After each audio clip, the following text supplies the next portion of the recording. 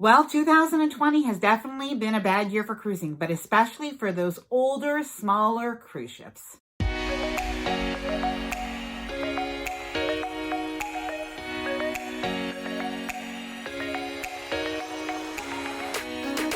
Hi there, I'm Ilana from the website lifewellcruise.com. Welcome back to my channel. In today's video, we are going to talk about the latest news and updates from Royal Caribbean, including the sale of 2 cruise ships. We're going to go into a little bit of the history of those cruise ships. So if you are a Royal Caribbean fan, I think you're really going to like this. We're also going to talk about test cruises and the future of cruising with Royal Caribbean. Now, before I get started, I did want to mention, if you like this video, if you find it helpful, informative in any way, please do give the video a big thumbs up. I really do appreciate it. And of course, please consider subscribing to the channel. Let's get started.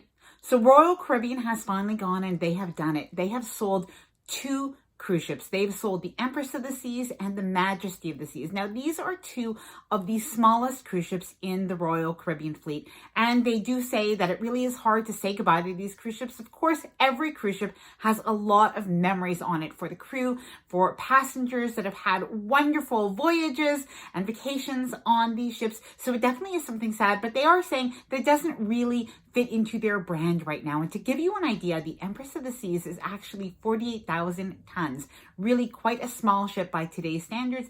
And Royal Caribbean's largest ship is actually about 230,000 tons. So a massive difference. So were you surprised by this news and information? I know there had been rumors for several months that these 2 cruise ships might even be scrapped. Now, they haven't been scrapped. They have been sold, we are told, to an Asia Pacific buyer. We don't really know the details. Now, let's look for a moment at the Empress of the Seas, because there really is some interesting history to this ship. It actually started off as the Nordic Empress in 1990. And very interesting, it has a celebrity godmother. Now, that is our trivia question of the day. Let me know if you know who the celebrity godmother of the Empress of the Seas or the Nordic Princess is.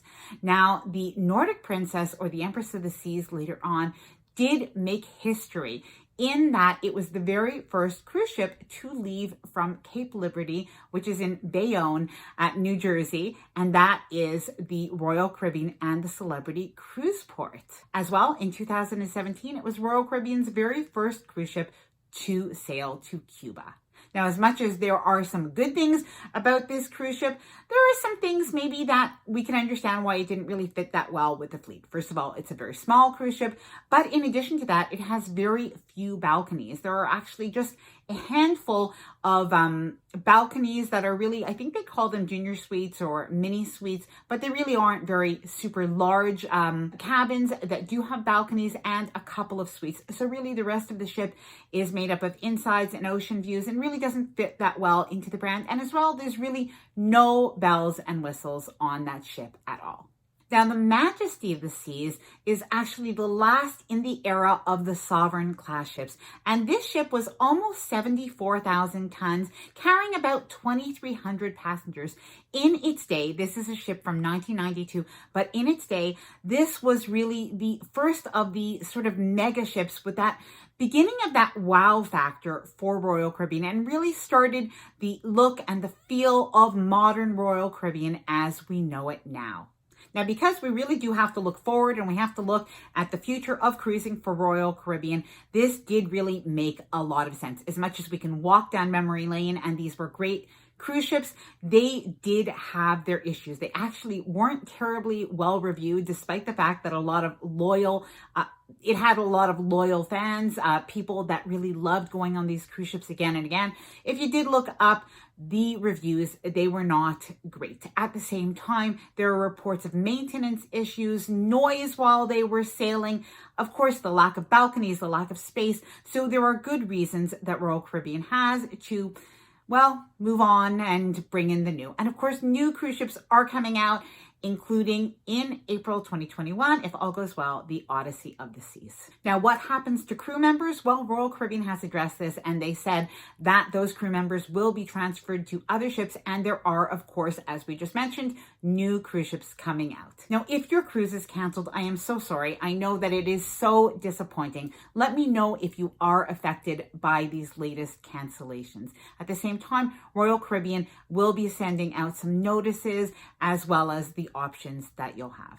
Okay, now let's talk about an update on the situation with the Quantum of the Seas. So the Quantum of the Seas, of course, it's the cruise ship that had that big COVID scare. That was a false alarm. They've moved on since then. So Richard Fain, the CEO of Royal Caribbean Group, did speak about this in his latest video. And he did say that really procedures were followed in a way. It was a good thing that they were able to do a run through knowing really how things would be dealt with on the ship and off the ship should this happen. It's a good thing, of course, it was a false alarm, but he did point out that although the ship made its way back to the port of Singapore once they had the diagnosis, even though it was a false diagnosis of COVID, that wouldn't necessarily be how that would work in the future. So that is something good that they are always learning from these situations. However, the Quantum of the Seas, of course, is back out sailing again. So good news for the Quantum of the Seas in Singapore. Now, I know I really want to know from Royal Caribbean, when are they starting to sail and how will they be starting up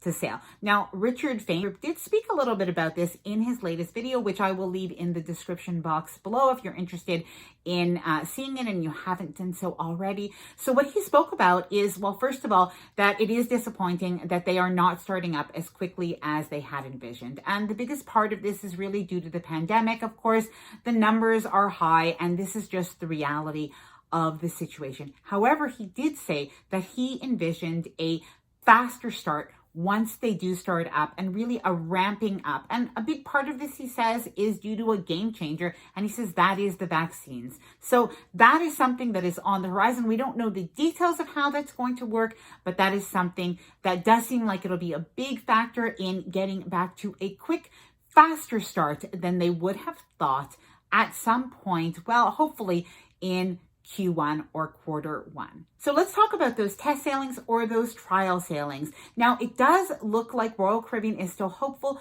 to do these test sailings, they say in quarter one and ideally in January. Now, who will be the test cruisers? Well, it looks like it will be employees, travel professionals, and regular volunteers of the seas. So kind of regular people. Now, they do, of course, have the Facebook group set up called Volunteers of the Seas.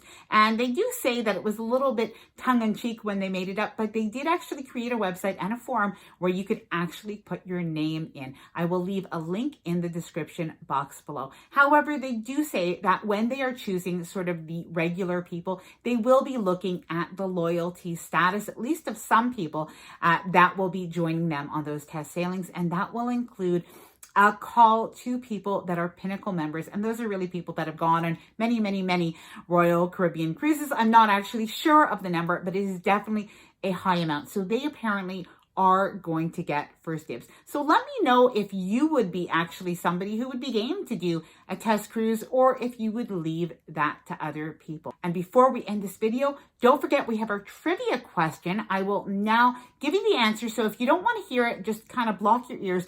But who was the very famous godmother to the Empress of the Seas or the Nordic Empress? Well, it was Gloria Estefan.